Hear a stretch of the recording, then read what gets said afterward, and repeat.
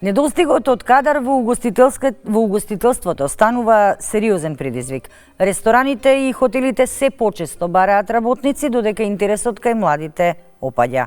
Дали образовниот систем создава доволно кадар и што ги оттурнува младите од оваа професија? Разговараме со директорот на Средното угостителско училиште во Скопје, Небојша Вуковиќ. Добар ден и добре дојдовте. Добар ден, Снежана, благодарност до вас за интересот за оваа тема, за училиштето Лазар Танев овде во Скопје. Благодарност до Македонска телевизија и сите ваши колеги овде.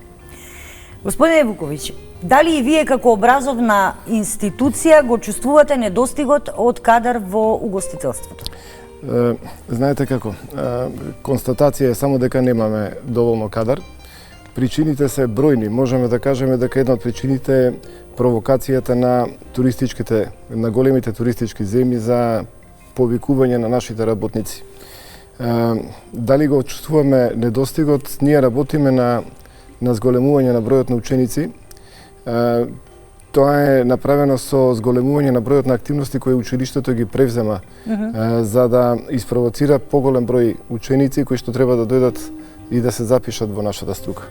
Намален ли е бројот на ученици кои што се запишува во угостителските струки во последниве години, или за среќа можеби е зголемен? Напротив, значи бројот на ученици се зголеми некаде за 200 и некој ученик. Значи ако затекнавме некаде во 2024 година 300 ученици, сега веќе се приближуваме на бројот од 500. И меѓутоа морам да кажам дека ние интензивно работиме на привлекување на тие ученици во училиштето. Активностите се не секојдневни. Ние овозможивме во овие 3 години сите ученици од 9 оделение на просторот на Скопје да учествуваат во бесплатни курсеви, бесплатни работилници кои што ги спроведуваме во училиштето, и нивниот број е некаде околу 350 посетители на тие курсеви за време од една година. Значи тоа се некаде по број околу 60 на основни училишта кои што моите колеги ги поминуваат. И истите тие кои колеги ги извршуваат и обуките и курсевите во рамки на училиштето. Во друг правец, значи и моите колеги, како што кажа колегата Тони од Куманово, излегуваат во основните училишта и прават презентации пред учениците од основното образование. Во исто време формиравме и тим кој што ќе врши активен повик до учениците за запишување во нашата струка. И така да мора да се работи на терен за да може да се донесат ученици. Правите ли отворени денови на училиштето? Отворен ден сега ќе имаме во мај, и во тек на месец мај ќе имаме парцијални денови за повик на учениците. Минатата година се нарекува на кафе со родителите во угостителско. Бројот на посети беше навистина задоволувачки. И повторно ќе кажам, значи секоја година бројот на запишани ученици се зголемува, така да за 3 години пораст од 200 деца е навистина добра бројка.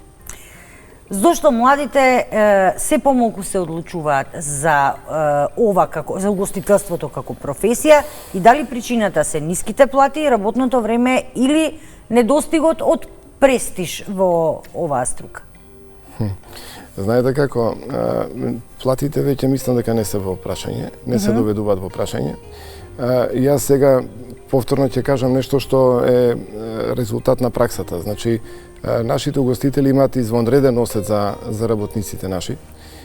Се приближија со платите до европското ниво. Доколку ги сметаме, јас слушнав и некоја сума на плата која што ја даваат во Хрватска. Меѓутоа, прашањето е за колку часовно работно време во тек на денот. Тоа е еден сериозен расчекор во начинот на работа. Промените се и условите кај нас во рестораните. Училиштето има комуникација со околу 60 на компании на територијата на Скопје.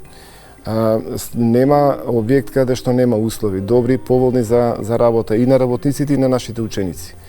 Прашањето за престиж не би рекол, зашто одењето на 12 часовна работа некаде е само поглед кон морето, а не и користење на тоа море. Охрид ми е подобра варијанта. Се согласувам. Колку влие иселувањето? Дали учениците се школуваат тука, а потоа заминуваат во странство? Тоа е всушност оно што е најболно. Ние создаваме на вистина квалитетен кадар. Имаме огромни предности пред сите останати затоа што нашиот народ е многу работлив, чесен и искрен и работи толку колку што е на вистина потребно. Затоа се нашите работници барани надвор. Нашето образование создава квалитетни кадри и тоа е дополнителен стимул за странските компании да ги повикуваат на работа кај нив. Повторно ќе речам, не знам што е во прашање, меѓутоа мислам дека условите сега ни се речиси изедначени со земјите со другите земји, не само во опкружувањето, па дури и во западноевропските земји, каде што заминуваат нашите, имаме добар дел кои што се враќаат и кажуваат дека таму е дури и полошо отколку овде. Има ли интерес од странски компании за регрутација на ученици уште додека се школуваат? За жал да. За жал да, значи интересот се провлекува низ различни опции, низ различни варијанти, тоа е како повик за пракса. Тоа се апликативни форми кои што се пуштаат на учениците и индивидуално, не само преку училиштата, тоа се повици преку колеги кои што веќе се заминати во странски компании и можеби тука треба да се размислува некако да се спречи тој повик, затоа што повторно ќе речам, ние треба сепак да создадеме кадар за нашиот пазар, кој што во моментот нуди квалитетна услуга. Да зборуваме и за тој дел од угостителството, затоа што нашите угостители на вистина се приближија и со услугата многу до западноевропските земји. Не заостануваме речиси воопшто позади нив. Така. Дали на некој начин образовниот систем тука спаѓа и угостителството, но и се друго што произведува нашиот образовен систем, всушност произведува кадри за странскиот пазар? Со докторите го видовме тоа. Не би рекол дека е така. Значи, мислам дека за среќа начинот на функционирање на нашите објекти, на целиот систем наш, веќе им создава вистинска слика на младите дека треба да останат тука. Нашето видување дека голем број од учениците кои што одат на практична настава во нашите објекти се задржуваат и остануваат да работат во угостителските објекти барем неколку години, 3, 4, 5 години барем. После тоа на возрастен човек одлуката е многу тешко да се смени, знаете како е. Значи, се до моментот додека можеме да делуваме на некаков начин, тогаш е друга сликата, после веќе сосема нешто друго. И условите за живот после зависат од многу други фактори. Дали има комуникација меѓу училиштата и бизнис секторот за подобрување на овие услови? Да. Да, ние имаме одличен сенс од компаниите наши, кои што не само што соработуваат со нас, него ни пружаат и извонредна поддршка. И јас тука би кажал дека такви примери имаме десетина во минативе 3 години. Тука се поддршката и во финансиска смисла, и во материјална, и во технолошка смисла, и поддршка при изготвување на програми и планови, и учество при организација и работата на училиштето. Значи, тоа се компании кои што на вистина сериозно работат и ние сме пресреќни што ја имаме таа соработка со нив.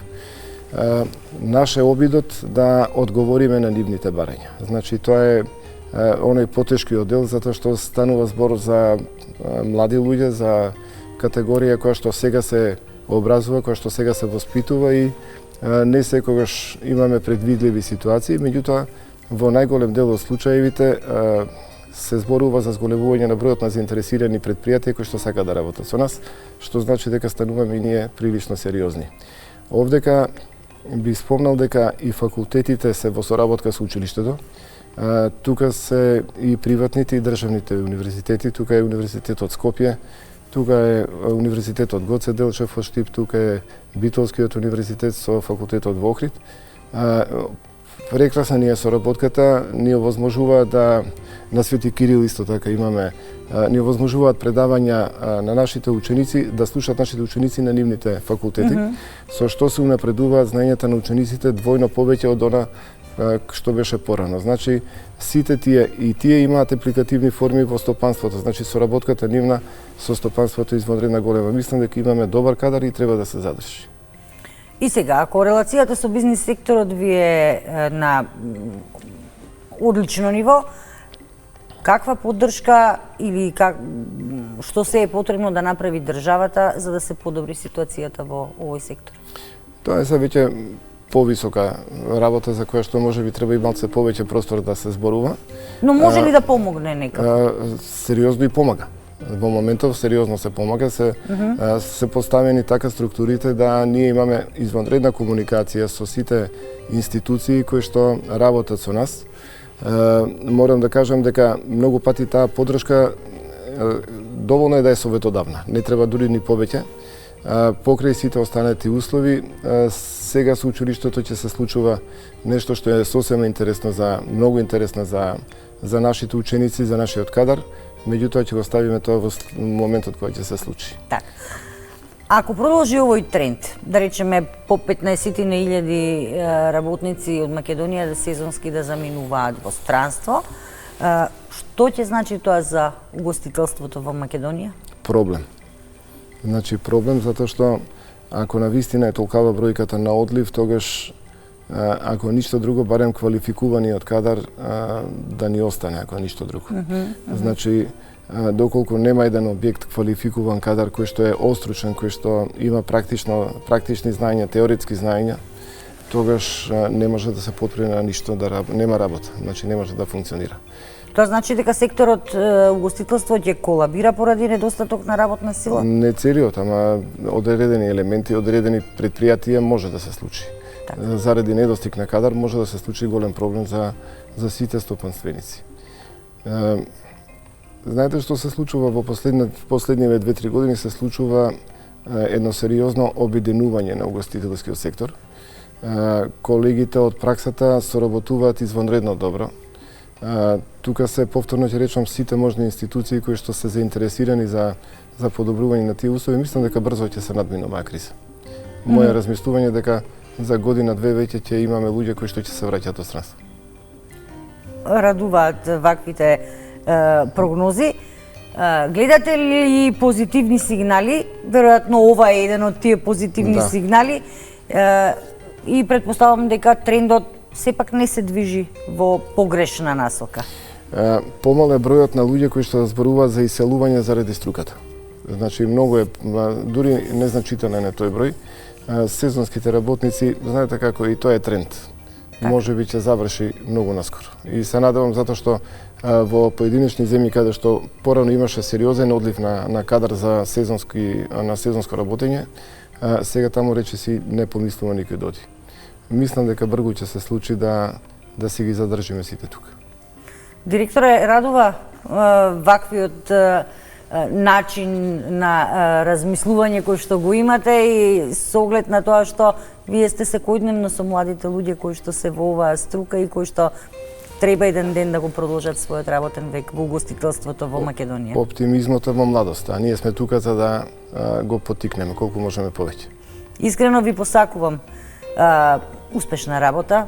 Благодарам. Ви посакувам и уште поголем број на запишани ученици за следната учебна година. Благодарам. А се разбира оние кои што одат надвор да работат, наскоро да се вратат овде во Македонија со оглед на тоа што и вие, но и председателите на коморите од угостителството велат дека од прилика платите се изедначени со европските. Тоа е факт, значи тоа не е лага, тоа е на вистина, ама јас ќе се повторам уште еднаш она што го реков на почетокот, условите за работа сега стануваат подобри кај нас отколку надвор. Нема кај нас веќе 12 часовна работа. Речи си дека нема. Така.